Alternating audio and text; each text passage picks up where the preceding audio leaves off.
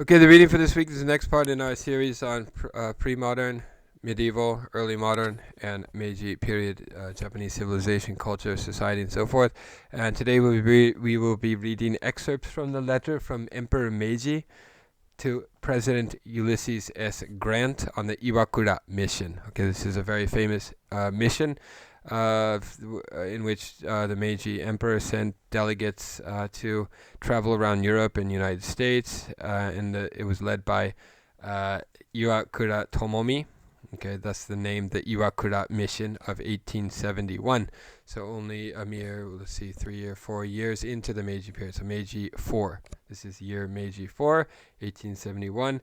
And in 1870, here's what it says on your introduction, on your worksheet, PDF worksheet, which was, as always, compiled by somebody at Columbia University. And the English translation of this letter is originally included in Japan, a documentary history, The Dawn of History to the Late Tokugawa Period, edited by David Liu, 1997. I'll put a link to that book in the description below, as well as a link to this PDF worksheet, as well as the major dates of, as well as the dates of the major eras in Japanese history, so you can memorize those if you haven't done so already.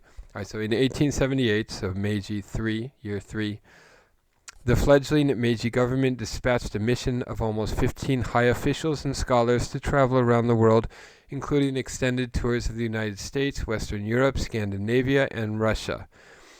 The Iwakura mission, named after its leader Iwakura Tomomi, spent almost 2 years studying the political, economic, social, legal, and educational systems of the developed world as potential models for the modernization of Japan.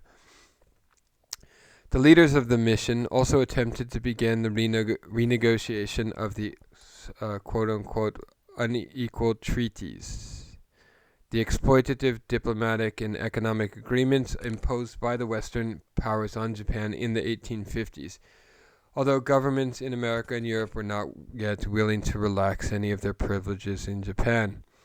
This letter from the Emperor Meiji, who reigned from 1867 to 1912, in short, the Meiji period, which was followed, of course, by the Taishō period and then the Shōwa period after that, was presented to the U.S. President Ulysses S. Grant when the Iwakura mission visited Washington, D.C.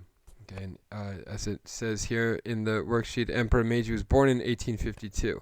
So he was 15 years old, just about to turn 16, when he took over as when the Meiji period began. All right, excerpts from the letter from Emperor Meiji. Mutsuhito is his given name. Nobody calls him that, though. Excerpts from the letter from Emperor Meiji to President Ulysses S. Grant on the Iwakura mission of 1871. And before I read this excerpt from the letter, let me read the study guide questions. There are 3 here, and we'll discuss them in class. As expressed in this letter, what are the Meiji Emperor's aspirations for Japan's future? How will these aspirations be attained? Question number 2. How would you have responded to this letter as President Grant? Would you have been swayed by the Japanese arguments for treaty revision? Why or why not? Okay, so imagine you're President Grant receiving this letter. How would you respond given the geopolitical situations at the time? Question number 3. How do the sentiments in this letter relate to the goals of the Meiji government as expressed in the Charter Oath of 1868? Okay, we've already read the Charter Oath of 1868. How does the sentiments expressed in this letter relate to the goals of the Charter Oath of 1868? We'll discuss that in class. Okay, here's the excerpt from the letter. Mitsuhito, Emperor of Japan, etc. To the President of the United States of America, our good brother and faithful friend. Greeting. Mr. President, whereas since our accession by the blessing of heaven to the sacred throne on which our ancestors reigned from time immemorial, we have not dispatched any embassy to the courts and governments of friendly countries.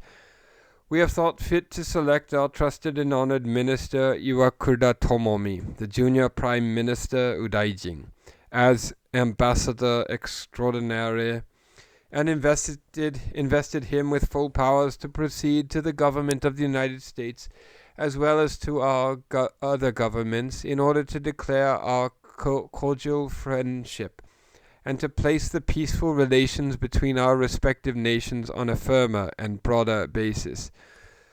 The period for revising the treaties, the unequal treaties, now existing between ourselves and the United States is less than 1 year distant.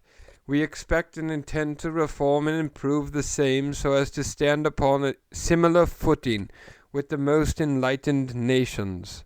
Okay, so that's the goal of the Meiji period, right? To stand on similar footing with the most enlightened nations, and to attain the full development of public rights and interest. So this language of rights is already in the national discourse at the time. The civilization and institutions of Japan are so different from those of other countries that we cannot expect to reach the declared end at once. It is our purpose to select from the various institutions prevailing among enlightened nations, implicitly contrasted with barbaric nations, right? Those of Asia and China and so forth is what he would have in mind at the time. Prevailing among enlightened nations such as are best suited to our present conditions, and adapt them in gradual reforms and improvements of our policy and customs so as to be upon an equality with them. Datsu-a is a word we should all know. Datsu-a as in Datsu-a long. Datsu, leaving. A is Asia, right? This is an important idea at the time that Japan would extricate itself from Asia and become one of the a sort of honorary member of the Western nations, right? Among the Western nations is this idea of Datsu-a, and that's the sort of background of this essay, we should keep in mind as we read it, of this letter. It is our purpose to select from the various institutions prevailing among enlightened nations such as are best suited to our present condition, and adapt them in gradual reforms and improvements of our policy and customs so as to be upon an equality with them. Okay, I just read that sentence twice for emphasis. With this object, we desire to fully disclose to the United States government the constitution of affairs in our empire, and to consult upon the means of giving greater efficiency to our institutions at present and in the future, and as soon as the said embassy returns home, we will consider the revision of the treaties and accomplish that we have expected and intended. Okay, note that he already refers to Japan as Dai Nippon Teikoku in the Japanese, the empire, Teikoku. Even though Japan had not yet annexed Korea, it had not expanded its territories very significantly during this time, but nevertheless, because it wants to be regarded as on equal footing with the Western nations, it is already calling itself empire. And I'll have to look into this, but I don't think during the Tokugawa Shogunate, a period of the Edo period, that the shogun or the emperor referred to Japan as empire during this time, but we'll have to look into that, into this this custom of referring to Japan as empire. It may have. I'll have to look into that. Because it was intended. Where did we go? Your affectionate brother. Let me read this last sentence one more time. With this object, we desire to fully disclose to the United States government the constitution of affairs in our empire, and to consult upon the means of giving greater efficiency to our institutions at present and in the future, and as soon as the said embassy returns home, we will consider the revision of the treaties and accomplish that what we have expected and intended. Your affectionate brother and friend. Signed, Mutsuhito, Emperor Meiji. Countersigned, Sanjo Sanetomi, Prime Minister. Alright, and that is all from this excerpt from the letter from Emperor Meiji to President Ulysses S. Grant. who is of course the general who led the North to victory in the American Civil War. And we will discuss this letter in more detail in class, along with the 3 study questions. All right, that is all for now. I will see you then. Goodbye.